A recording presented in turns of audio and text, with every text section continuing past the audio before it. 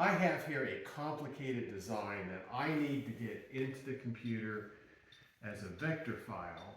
And if I tried to create this design in a CAD program, it would take a long time.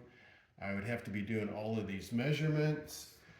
It would take hours, it would be painful, but I am using the logic trace system where I simply take the pattern, put it on my board, start the software and use the pen stylus and trace out the outline.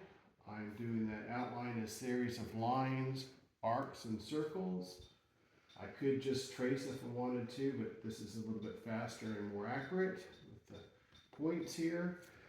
I have a line, but in a matter of minutes, I am going to get a great DXF file that I then can save on my computer. Much faster than trying to use a CAD program. I have one more line.